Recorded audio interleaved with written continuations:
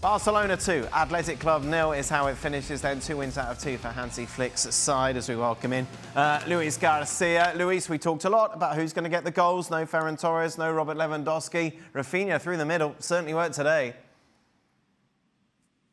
Yeah, Rafinha, and this is a new Barcelona, and without a striker, what we can see is that there are a lot of players that they are getting involved, and not only the score sheet, but on the chances. Adeyemi had 2 to score, Gordon have another 2, Lamine Yamal had another 2, Daniel almost in the last one, Fermin Lopez is arriving from second line. So I think the Hansi Flick, what he's trying to replace is those 25-50 goals that they can score between the two players, Ferran Torres and Lewandowski, to try to spread around the team. And I think he's finding the way, because today, if it is not because of the fantastic match of Unai Simon, the keeper of Athletic Club de Bilbao, Barcelona could have scored 4, 5, even 6 goals. Very clear chances from Adeyemi in the second half, 1 or 2 from Lamine Yamal, so in the one more from Rafinha, another post that he hit in the first 45. So what we can see is a transformation of Barcelona. We'll see if that's going to be enough. We'll see if Barcelona decide to get another one.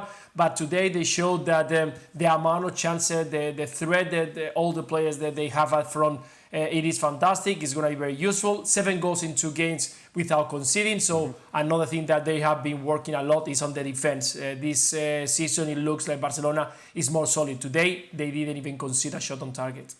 Look good, don't they? Yeah. No, they're the beacon again, aren't they? They're going to be the team to beat, particularly when he gets all the players back. That would be the only criticism today, that until the Adeyemi cross and Laporte gets his feet in the mess at 1-0, there was the odd half chance, the odd foray, and that was only because Athletic Club was still in the game, for all the reasons that Luis mentioned, that it should have been 3, 4 or 5. It should have been dead and buried, but it wasn't until that second goal. So that was the only small criticism. Lamine Yamal was better. He wasn't brilliant by his standards. He should have scored. I thought Fermin Lopez was excellent again. Gordon wasn't as lively as I thought he was going to be. He wasn't bad, but he was okay in there. I mean, obviously, Pedri's passing. The dynamic between Pedri and Rodri is going to be interesting, you know, because Pedri has forged this great relationship with a player who's injured at the moment. Obviously, Frankie de Jong. Robbo mentioned him in commentary. He's out for quite some time. But they had a good understanding about where to be on the field. So that's going to be interesting, bearing in mind Pedri was out the team after the first game or 2 of the World Cup. But all in all, you know, nothing much has changed. They're going to play the high line, maybe play it a little bit more conservative maybe this year than previous years, certainly on first couple of games. But creating lots of chances, got lots of pace up front.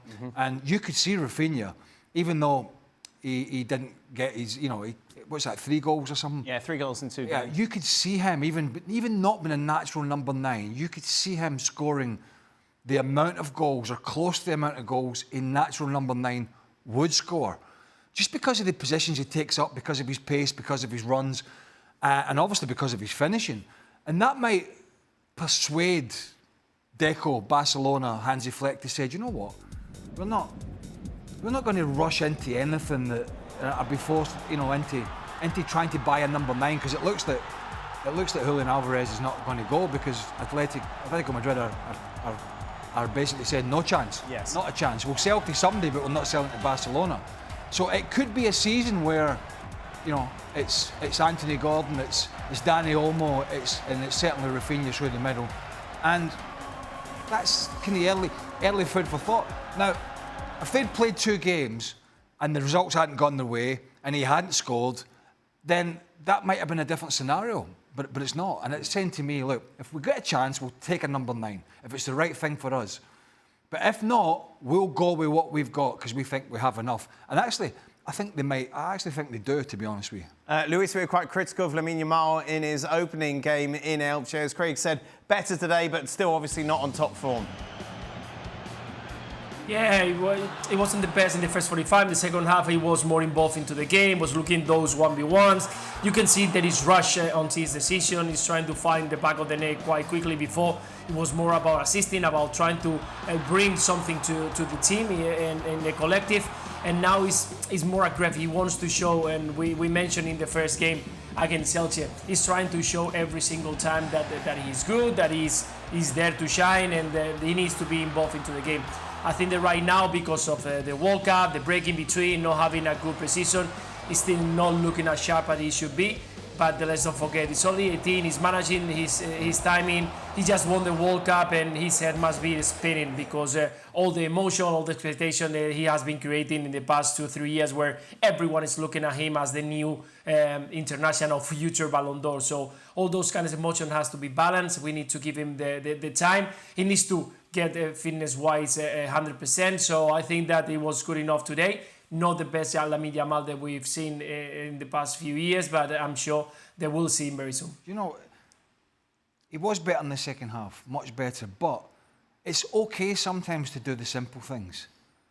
It's not, yeah, it's great to do the things that are, everybody goes, wow, that was fantastic, look at that goal, look at that pass, look at that ball with the outside of the foot. But there was a couple of times in the second half where he came inside and he had an easy pass an easy reverse pass to a runner, and he didn't play it, and it was a pretty simple pass into the box, and he's came inside, he's beat somebody else, then he's played a square pass. And I was like, you know, sometimes the best players make the easiest and best decisions. And I think that's to Luis's point.